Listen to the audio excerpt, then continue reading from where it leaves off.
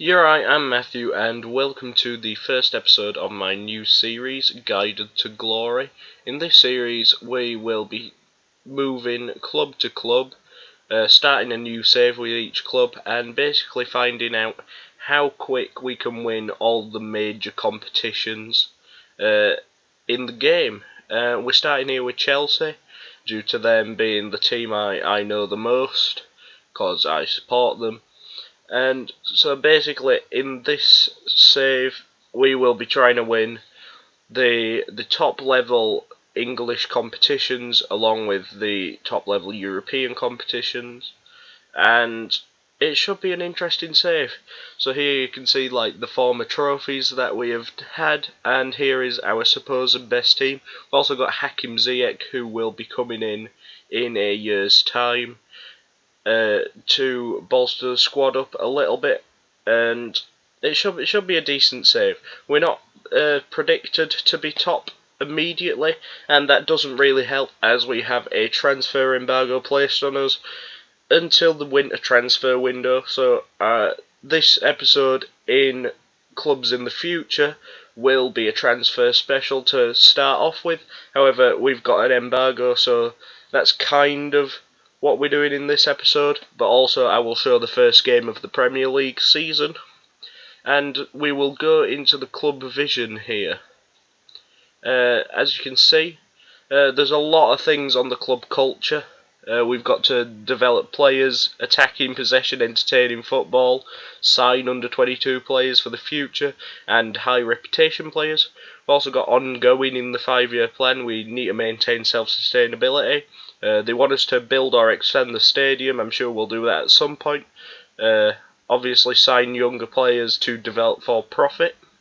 Maximum 1-year contract for over 30s. Maintain best youth system. Also, as every club wants you to do, got to work within the wage budget.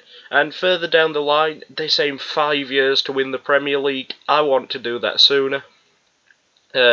All this club in this series will go on for a very long time. Also, this year they want us to qualify for the Champions League through the league. I think that's a respectable target. The final of the FA Cup, and also the quarter-final of the Champions League. And our first bit of transfer dealings here, we've got our young Scottish central midfielder, Billy Gilmore. He's gone out on loan to St Mirren in Scotland, hopefully to get some first-team football up there. And a second deal we've done here, Carlos Ziga, the Croatian goalkeeper, 18-year-old. He has gone to Stevenage, down the pyramid of the English football, to try and get some first-team football in that club. And thirdly, we have Luke McCormick, who's gone to Hamilton in Scotland also. He's another young Scottish centre-mid. He should be going to Hamilton to get some game time in the SPL, I think. And it should be interesting. And also we see Faustino Angerin. He's getting a new contract here. He's got some good potential. So hopefully, if this series does take a while to complete, he may become one of our starting players.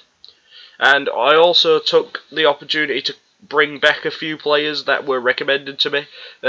Especially Devin Zappacosta as another wing back to bring back, and also we've got Jamal Blackman and Nathan Baxter, who had long-term injuries, so they didn't really need to be out on loan.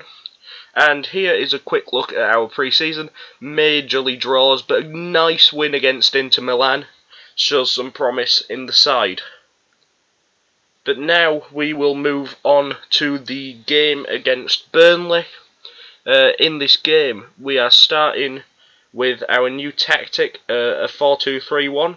So now with Kepa, we've got Zuma and Tomori at centre-back, Azpilicueta and Emerson at the wing-backs, N'Golo Kante and Mateo Kovacic in midfield, Mason Mount in attacking midfield.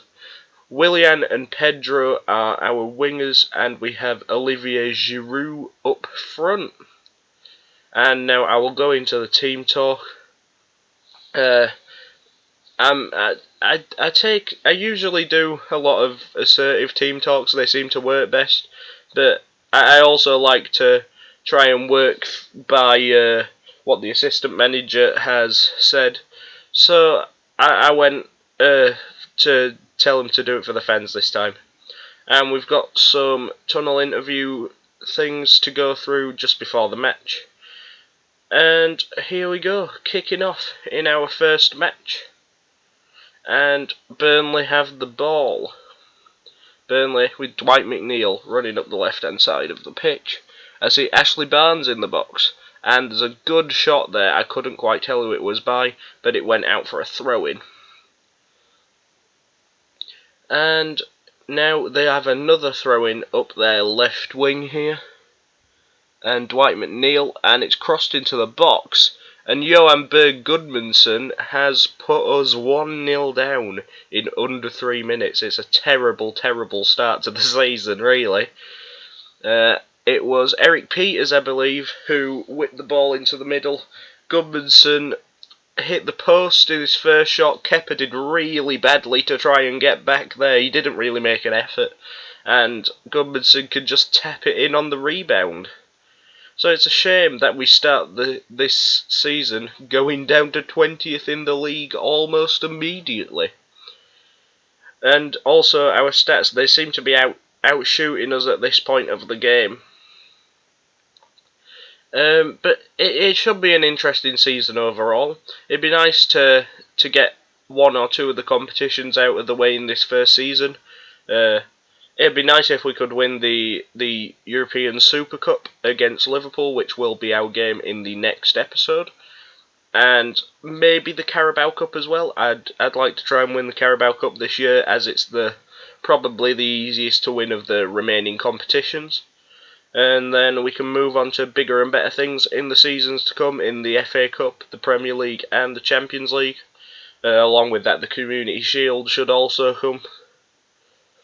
But it'd be nice to get the Super Cup over and done with in the first season. But here we see Burnley attacking with Gudmundsson again, and his shot is saved by Kepa.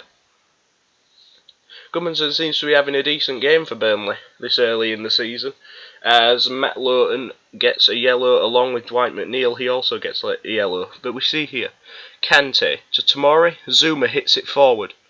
We've got Willian running up. Oh, crossing to Pedro, and his header at the back post is in, and we have brought it back to 1-1 here. This is a very, very good move. Willian just powers it through on the right wing, and Pedro gets into the perfect position to score a header at the back post. I believe it's Nick Pope in goal. He won't be very happy with that one. He should be a little bit annoyed with his defence for that goal. But it's nice to see Pedro doing well. Pedro always seems to be a player that suits my style of play on this game. He always seems to perform well. Even when he's decreasing in ability, he doesn't seem to lose that much of his pace for me on this game, as Jack Cork's got a yellow card. Their third yellow card of the match, so pretty aggressive team, Burnley, as is to be expected, like they are in real life. They're one of the oldest teams in the Premier League in terms of average rating, I believe, as well. So they're a very experienced squad. A lot of British players in their squad. A lot of homegrown talent. And they've got a decent team. I'd expect them to be a lower mid-table this season. I don't expect them to go down. And we start the second half 1-1, hoping to get another goal so we can win our first match of the season. Because realistically, Burnley, they are a decent side, but Chelsea should be a class above. We should be winning this first match of the season, as Man City have gone 3-0 up against Norwich now in one of the other matches on at this particular time. And it seems like a pretty even game against Burnley, which is a little worrying, especially after our pre-season. We had a lot of draws.